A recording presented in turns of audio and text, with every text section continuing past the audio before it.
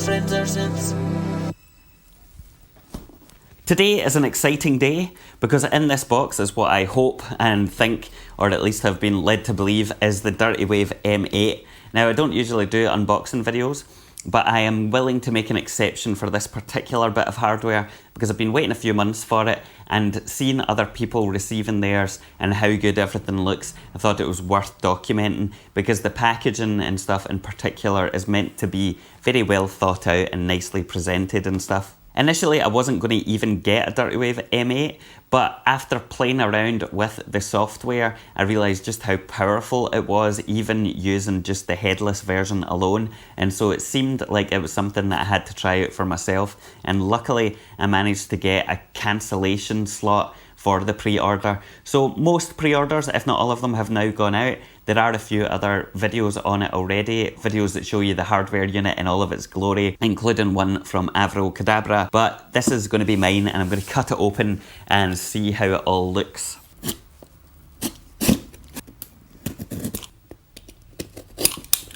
Do not copy my Stanley knife technique. Oh. So instantly inside the box you can see there's already this lovely logo here. So it's a custom box, which is a nice wee touch. And you've got this, it looks like a wee bundle of joy. There's a barcode there, which I believe is the manual. I'm not going to check that right now, but I believe that's what it is. This is this kind of corrugated paper stuff, which is quite nice. It's all wrapped up. Some cellophane inside this various layers of things, which is always nice. In here we have a rather, it's much smaller than I expected it to be actually, the case for some reason, but that is a nice, oh, it's even got a wee M8 logo on there, look at that, embossed. Ooh, connect to USB to start for the first time. This is telling you that M8 is in some kind of shipping mode so that it doesn't power on when it's been shipped. Oh, and it's got a handy wee key command card thing in there, which is quite nice. On the left hand side, we have mini USB cable, mini MIDI cable. We have this USB cable, which is mini USB, micro USB. We have a wee SanDisk card adapter thing. What else is in here? Dirtywave M8 sticker. Yes, another Dirtywave. Now on to the piece de resistance. Nice wee bag that fits the M8 rather nicely. It's got like a felty kind of texture to it. Oh, this is actually very exciting. Ooh. I'm kind of stunned in its silence at this point because it's slightly different to what I expected it would be. It's quite thin and it's got this kind of really industrial feel to it. It's a bit kind of more rectangular, if that makes sense. I kind of expected it to be a wee bit more circular, but it's actually, it feels like a really nice industrial bit of equipment. Like, that is really solid. Let's give that a wee. There have been talk about screen protectors for these and whether or not you need them. It is meant to be a Gorilla Glass screen, so it shouldn't mark. And there have been kind of tests on the Discord where Tim has been attacking it with a screwdriver or something. So the legend goes. The buttons have got a nice tactility to them. They're not clicky buttons as far as I'm aware. They are definitely tactile though. I don't know if this... There's a wee plastic thing here. I don't know if it's hiding anything. Seems like it might be. SD card. So there's a micro SD card included. I think it's 32 gigabytes. Let's see. Oh, weird. It's a wee bit tricky to get out. So on the top we've got the audio in and out, which are on mini jack, stereo mini jack. We've got the USB here, which is power and also for running it headless. Then we have MIDI in and out on mini jack. And yeah, I don't know if this bit does anything. There are some kind of thin rubbery feet on the bottom. Yeah, so that's the Dirtywave M8. When you turn on the M8, you get this nice startup sequence, which is kind of reminiscent of the old Game Boy loading screen. And the cool thing about the M8 is that you can customize this startup sound by going into what is essentially just a standard project file and editing it to be basically, well, whatever you want it to be. And the community have already been coming up with all sorts of weird and wonderful things, including recreating that Nintendo sound. So it is a pretty nice wee feature to have. One thing to note about this though is that the startup sound plays through the built-in speakers of the M8 whether or not you've got anything plugged into the audio output jack. And this means that if you're on a plane, for example, and you want to turn on your M8 and not wake up everyone, then you have to go in and edit the project file to bring the volume down either lower or down to 0 so that that doesn't happen. You can't just flick it so that it goes through the audio output port instead of the speakers, which is a bit strange, but hey, it's not the end of the world. The first thing I did after I turned on the M8 though and witnessed the nice wee startup screen was to turn it back off again, whap out the micro SD card and transfer all of my different samples, instruments and various project files from the headless unit.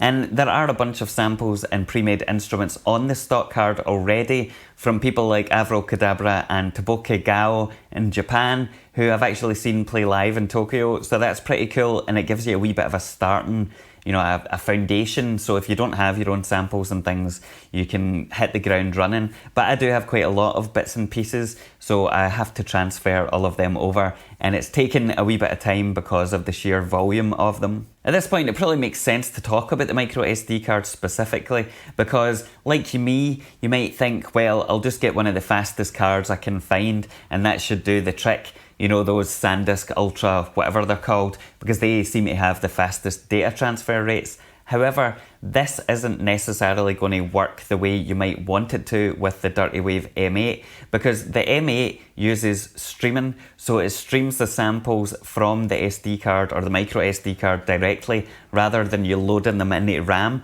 And this is a good thing because it means theoretically, there isn't a kind of finite amount of samples you can use in a project. However, it does mean you have to pay a wee bit more attention to the type of micro SD card, and the ones that are traditionally thought of as being fastest, at least in terms of their data transfer rates, don't necessarily match the performance requirements for random access. And so there is a chart on the Dirtywave M8 site where they've done a bunch of tests and you can see the best cards to use or to get. Some of the results are a bit surprising, so it's definitely worth having a look at that, especially because some of the best cards out there are only available in places like the US, so your mileage may vary there. But I did pick up a PNY 256 gig micro SD card, so that's the one that I've been using, but it's definitely something to be aware of. I've been playing about with the Dirtywave M8 for a few hours at this point, and maybe a few hours is an understatement because I ran the battery down and I've had to charge it, so I thought I may as well finish making this video whilst it's juicing itself back up. But I've managed to figure out a few of the bits and pieces that I wasn't really sure about when I was unboxing it. First of all, the wee plastic bit on the side that I couldn't figure out, it is the power button. So you hold that down to turn it on or off, and yeah, I guess I should have realised that, but hey. The second thing is that there's no physical volume button on there. It's all done via software, and as I kind of alluded to earlier, you do have options to change the speaker volume separate from the master output of the Dirtywave M8 itself, and you do that by going into the project screen to change those values. This is something that wasn't actually all that obvious to me at all, because I was listening through my headphones and I couldn't get it to sound all that loud, and compared to when I was using the headless unit, it didn't sound as great as I expected it to. But it's because I was using the mixer volume, which is the song volume, as opposed to the master output volume of the device. So be aware, there are two different kinds of output volumes there. There is the song specific one in the mixer, and then there's the device's volume output, which you find under the project screen. And honestly, once I turned that up, it sounded incredible. So if you're looking for it, it's in there. Now, before I got the M8, I had two kind of hesitations, and the first was the screen size, because I am a bit of a blind bastard, and after I've been used to using the headless unit on my MacBook, which is a big fucking screen, I was a wee bit concerned that it might not be quite all, it might not be too easy for me to read the wee font, especially in something as detailed as this. And to be honest, the screen is not the biggest in the world, and there is a lot of information in there. It would be interesting to see if they made use of the touch screen, which I believe the M8 has, to kind of zoom in on things, but I don't know, that might be completely impractical. But it's not as bad as I thought it would be, even though it is still quite small for my blind eyes. The second thing I had hesitation about was the buttons and the layout of the buttons, because even though the design of the thing itself looks quite nice, I wasn't entirely sure that the layout of those mechanical keys that are on there looked all that natural. However, I'm happy to report that after just literally about a minute, muscle memory from years of using LSDJ kicked in, and it feels completely normal. Like I don't even notice the layout of the keys being strange at all. I have had a numb wrist a couple of times because I'm kind of holding it up like this, but I guess that's something that over time your body will adjust to, or I'll find more comfortable ways to hold it. But I'm very pleasantly pleased with that. With that said, if you have used the LSDJ on the Game Boy, then you'll be very familiar with the controls. They basically map in my head to be almost exactly the same, if not exactly the same.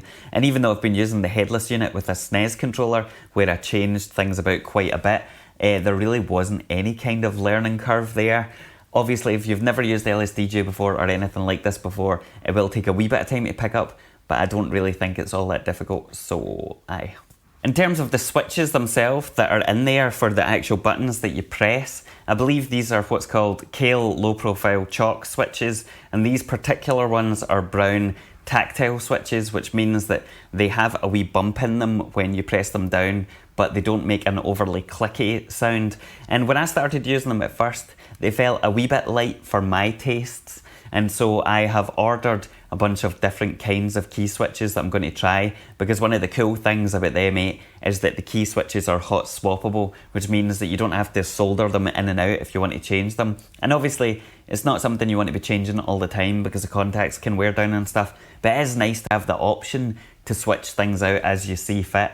On that particular preference, the whole world of mechanical key switches and mechanical keyboards is a kind of insane one, and so I won't go into any of that in any detail, but needless to say, people get very passionate about their preferences on these switches, and for me, I like quite a clicky switch, but then I know that I can't really use clicky switches on a portable device because again, it's going to be quite loud, and so I want something that's silent or as quiet as possible, but also really tactile, and so trying to find that perfect combination is a bit of a lifelong pursuit, especially when it comes to these low profile switches, because there aren't as many options as there is with something like Cherry MX switches or anything. But I won't bore you with all of that.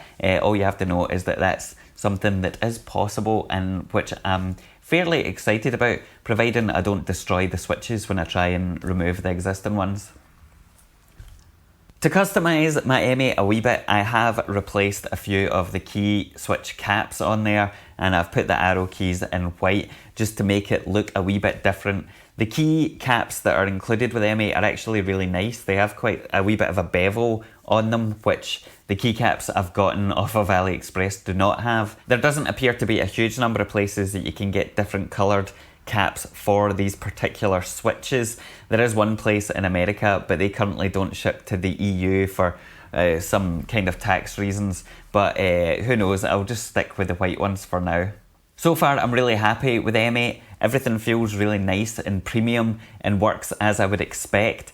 The whole kind of ability to customize so many different aspects of it, such as the key switches or even just the colors on the screen, is really important because it means that the device can kind of be your own much more quickly, and you can kind of sink into it a bit more than you can with other devices. I've already been making tons of music with it today, and I'm really pleased that the experience I had on the headless unit has kind of transferred over onto the hardware in a way that all the good things about the headless unit are in there, and then you've got the beautiful bit of hardware that you can take out in your pocket and go on the train and stuff with it. So that's really nice, and I'm looking forward to exploring the seriously deep features that are in there, including the ability to sequence other devices via MIDI. So I'll do follow-up videos on that, and you'll no doubt be bored shitless of the M8 within the next few weeks. But for now, I believe that there are going to be more Dirtywave M8s available to order, and I guess the plan was that once all of the pre-orders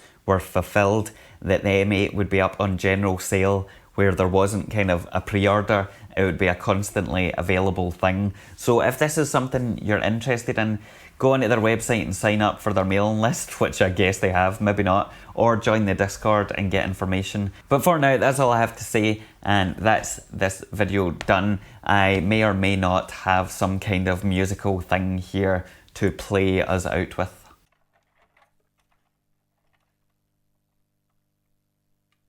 Wicked on me, wicked on me, wicked on my wild. Wicked on me, wicked on me, wicked on my wild. Wicked on me, wicked on me, wicked on my wild. Wicked on me, wicked on me, wicked on my wild. Wicked on me, wicked on me, wicked on my wild. Wicked on me, wicked on me, wicked on my wild. Wicked on me, wicked on me, wicked on my wild. Wicked on me, wicked on me, wicked on me, wicked on me, wicked on me, wicked on me, wicked on my wild. Wicked on me, wicked on me, wicked on my wild. Wicked on me, wicked on me, wicked on my wild. Wicked on me, wicked on me, wicked on me.